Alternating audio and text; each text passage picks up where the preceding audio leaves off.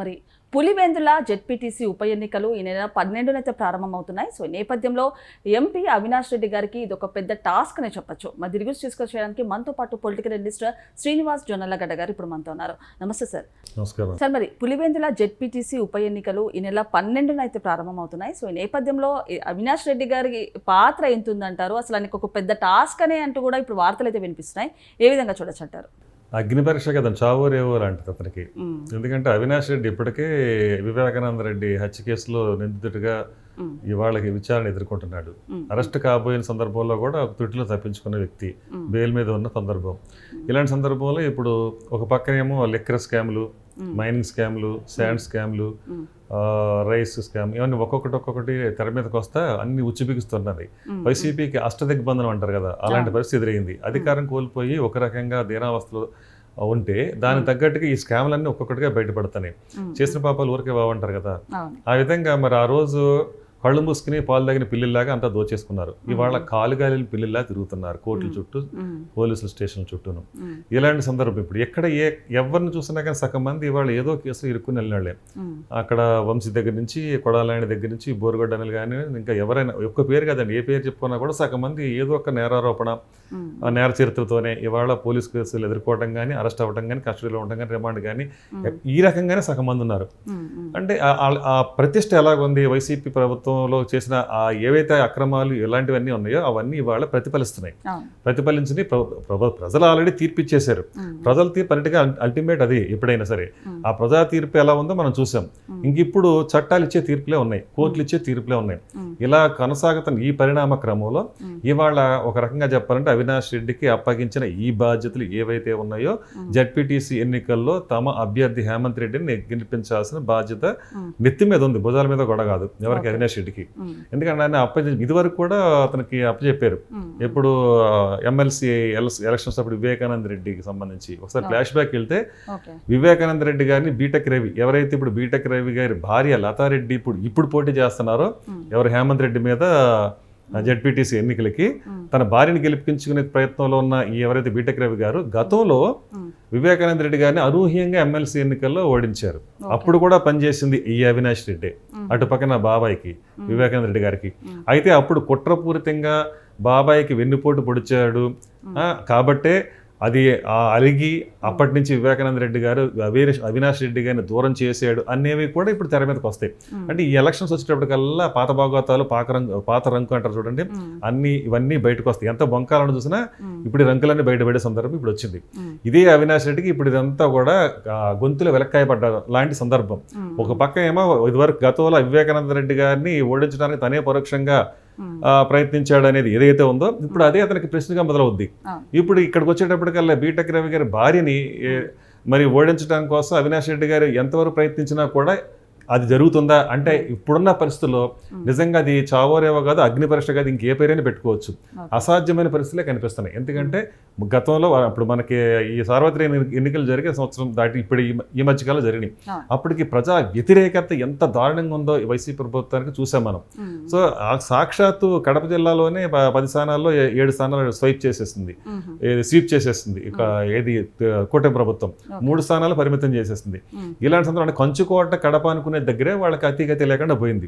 మరి ఇలాంటి సందర్భంలో పులివెందుల్లో పైగా ఇప్పుడు అక్కడ వైసీపీలో ఉన్న ప్రతి నాయకుడు అవినాష్ రెడ్డి మీద వ్యతిరేకతతోనో, లేదా భాస్కర్ రెడ్డి మీద, అంటే అవినాష్ తండ్రి భాస్కర్ రెడ్డి మీద వ్యతిరేకతతోనో ఇవాళ బయటకు వచ్చేసి, అలాగే జగన్మోహన్ రెడ్డి మీద వ్యతిరేకతతోనో ఏదో రకంగా బయటకు వచ్చేసి టీడీపీలోకి వెళ్ళిపోతున్న సందర్భం. అలాగే నాయకులే కదా కార్యకర్తలు, అలాగే కిందన్న ప్రజలు కూడా అదే పరిస్థితిలో ఉన్న సందర్భం. మరి ఇలాంటప్పుడు ఇంత గడ్డు కాలంలో ఎలా ఎదురెత్తాడు అనేది కూడా ఆలోచించాలి, చూడాలి. అంటే డబ్బు ఉండి అధికారం ఉన్న సందర్భం వేరే ఉంటుంది.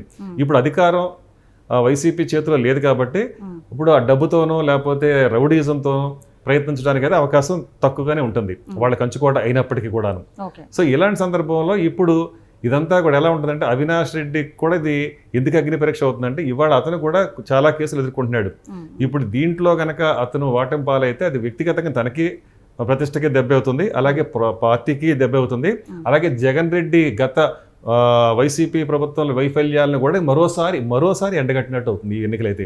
సో అందుకని ఖచ్చితంగా ఇది వాళ్ళకి ఒక రకంగా చెప్పాలంటే మీరు అన్నట్టు అగ్ని పరీక్ష కావచ్చు, చావు రేవో కావచ్చు, వాళ్ళకి మాత్రం ఇది ఇబ్బందికరమైన పరిస్థితి.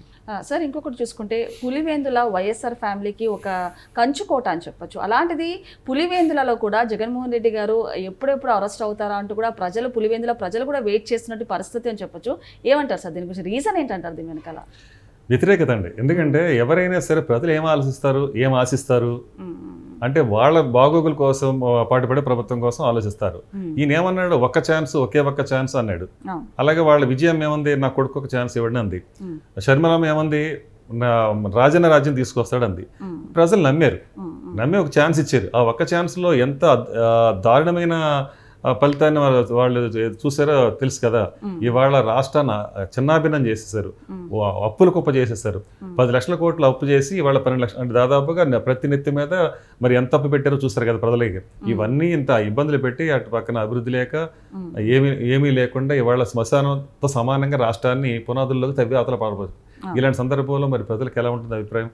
ఖచ్చితంగా ఇలాంటి నరకాసురుడు అంటాడు మరి ఇక మళ్ళీ తిరిగి రాకూడదు, ఈ రాష్ట్రానికి రాజ్యాధికారం మళ్ళీ అతను రాకూడదు అనే కోరుకుంటారు. ఇంకొకటి సార్, అంటే రాజకీయాల్లో చూసుకుంటే సామాజిక వర్గం ఒక కీలక పాత్ర పోషిస్తుందని చెప్పొచ్చు. అలాంటిది జగన్మోహన్ రెడ్డి గారి సొంత సామాజిక వర్గం వాళ్ళు కూడా ఆయనకి వ్యతిరేకంగా యాంటీగా ఉండడానికి రీజన్ ఏంటి? అసలు ఏ రకంగా చూడొచ్చు అంటారు దీన్ని?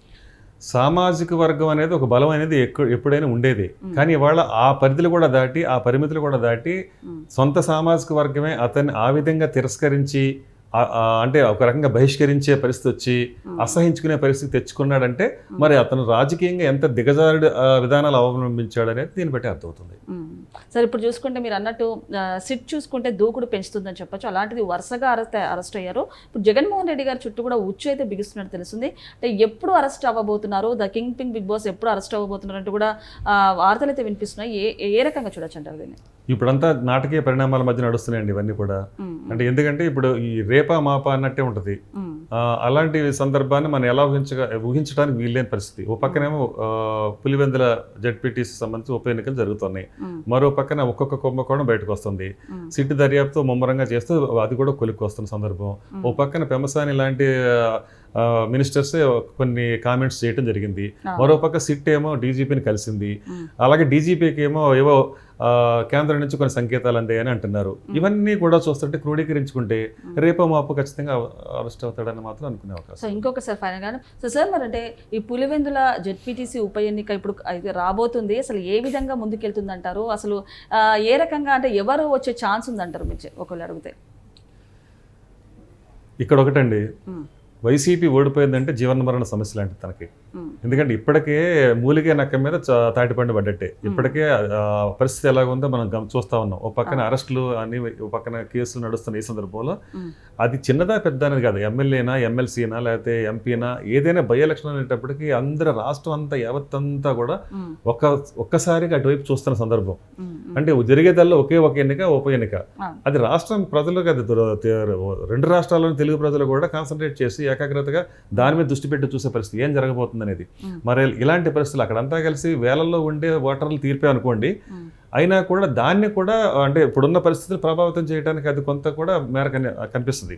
అందువల్ల అది కూడా వీళ్ళకి ఒక రకంగా జీవన మరణ సమస్య లాంటిదే. కాబట్టి ఖచ్చితంగా నెగ్గి తీరాల్సిన అవసరం వైసీపీకి మాత్రమే ఉంది. సో మరి ఇలాంటి పరిస్థితుల్లో నెగ్గుతుందా, ఓడుతుందా అనేది చూడాలి. ఓకే సార్, నమస్తే. నమస్కారం.